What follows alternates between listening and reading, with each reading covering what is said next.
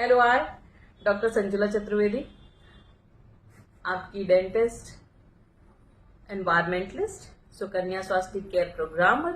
Cervical cancer के प्रति जो हमारी मुहिम चल रही है, हम चाहते हैं कि हमारी देश की इवन बाहर भी किसी भी महिला को यूट्रस का कैंसर या बच्चेदानी का कैंसर, गर्भाशय का कैंसर ना हो। उस मुहिम के तहत हमने बात की थी किस प्रकार के मासिक धर्म के समय या मेंसेस के समय में किस तरह का आपको पैड यूज करना चाहिए या क्या प्रोडक्ट यूज करना चाहिए था। मल्टीपल प्रोडक्ट्स बाजार में मिलते हैं, लेकिन आपको क्या करना चाहिए, मैंने अपना या हमारी संस्था आपकी तरफ ये आपको जागरूक कराना चाह रही है। तो पहला हो गया, हम बायोडिग्रेडेबल पैड यूज करेंगे, हम केमिकल पैड्स यूज नहीं करेंगे। अच्छा, केमिकल पैड से याद आता है मुझे, जो केमिकल पैड्स होते हैं, प्लास्टिक पैड्स होते हैं, आप कभी अगर कभी आपको मौका मिले ना, जहां कचरे फेंके जाते हैं वहां डंपिंग नहीं होनी चाहिए। पहाड़ खड़ा हो रहा है क्योंकि वो गलते नहीं है, सालों प्लास्टिक है उनमें, सालों। और सोचिए जो आदमी या जो कचरे वाले भैया जो कलेक्ट करने आ रहे हैं, जो भी कलेक्ट कर रहा है, किस तरह से वो पैड आप सेग्रीगेट करके अगर नहीं देते हो तो कितना अनहाइजीनिक है उनके लिए भी, उनके भी स्वास्थ्य पे क्या इफेक्ट पड़ता है। तो वो भी सोचते हुए आप इसकी तरफ बढ़े। दूसरों का भी कर भला तो वो भला वाला कहानी है, उसको भी फॉलो करें। बायोडिग्रेडेबल पैड हमने यूज करना है। मैंने उसमें आपको बायोडिग्रेडेबल क्या होता है इसके बारे में बता दिया। सेकंड, हमने बता दिया कि एनायन चिप क्या है। थर्ड बात होती है कि आप सोचते हो कि मैडम बार बार बोलती है ऑक्सीजन लेयर, ऑक्सीजन लेयर। अरे ऑक्सीजन लेयर, भाई मुंह से सांस ले रहे हैं ना, नाक से सांस ले रहे हैं ना, तो ऑक्सीजन की क्या जरूरत है। तो दैट इज वेरी स्पेसिफिक कि जेनाइटल पार्ट्स में ड्यूरिंग मेंसेस या मेंस्ट्रुअल साइकिल या मासिक धर्म के समय में जो ब्लड आ रहा है उसमें बहुत सारे बैक्टीरिया डेवलप है ऑलरेडी। वो जो वहां पे बेड मीडियम क्रिएट कर रहे हैं, जिसको हमारी एनायन चिप द्वारा लॉक कर दिया जा रहा है।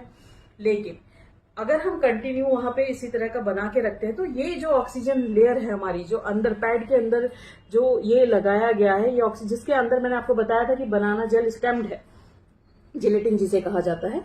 ये ऑक्सीजन लेयर जो होती है, ये मैक्सिमम ऑक्सीजन के जो ऑक्सीजन के अणु होते हैं वो इसके अंदर ट्रैप्ड हैं, जो कि जब आपके जेनाइटल पार्ट को वो ड्राई बनाने में मदद करते हैं, मैक्सिमम ऑक्सीजन रिलीज करते हैं। जब शरीर के कांटेक्ट में आता है, स्किन के कांटेक्ट में आता है, तो स्किन उसे अंदर की तरफ एब्जॉर्ब करती है। तो ब्रीदेबल आइटम बनाते हैं, मतलब श्वसन क्रिया टाइप का आइटम उसमें बना के रखते हैं। मतलब वहां का जो एरिया है वहां संक्रमण होने की क्षमता कम हो जाती है या ना के बराबर हो जाती है। मैंने पहले भी आपको डिस्कस किया है, कैंसर सेल्स यूजुअली ऑक्सीजन ज्यादा जहां रहती है वहां पनप नहीं सकती है। दूसरा, वहां बेड ब्रीथ नहीं होगी, मतलब बेड स्मेल नहीं आएगी, आपको वो फॉल स्मेल नहीं आएगी, स्किन की स्मेल नहीं आएगी। वहां पे रैशेस, इचिंग, ये चीजें नहीं होंगी। क्यों? जस्ट बिकॉज ये मॉइस्चर को आपके कंट्रोल करके रखता है और जेनाइटल पार्ट्स को या आपके प्राइवेट पार्ट्स को या योनि के पार्ट्स के क्षेत्र को आपके ये सूखा रखने में मदद करता है। क्लियर हो रहा है आपको? ये चीज समझ में आ रही है कि दैट इज इंपॉर्टेंट, क्योंकि ये ड्राई बना के रखता है। और ड्राई क्यों बन रहा है? क्योंकि इसमें ऑक्सीजन है, जिसके कारण पैड को ये ब्रीदेबल बना के रखता है, कंफर्टेबल बना के रख रहा है, आपके लिए आसान बना के रख रहा है। शायद अब आप लोग के ये क्वेश्चन नहीं होगा कि मुंह से सांस लेते हैं तो वहां की क्या जरूरत है, यहाँ पर नाक से सांस लेते हैं तो क्या जरूरत है, क्यों जरूरत है नीचे पैड में ऑक्सीजन लेयर की? क्योंकि मैक्सिमम आपने ऑक्सीजन इसमें डाले हैं, ऑक्सीजन के बहुत सारे अणु डाल रखे हैं, जिसने इसे ब्रीदेबल बना के रखा है, जिससे वहां ड्राई है।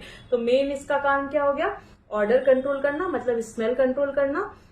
दूसरा, वहां पे मैक्सिमम पार्ट को ड्राई बना के रखना, कॉम्पैक्ट बना के रखना, यूट्रस तक कोई भी इन्फेक्शन ज्यादा ना पहुंचाना। ऊपर से आपकी जो थाइस का पोर्शन है वहां पे ऑक्सीजन के अणु जो है उससे एब्जॉर्ब किए जाए और वहां पे रैशेस, इचिंग और फर्दर इन्फेक्शन के चांसेस ना रहे।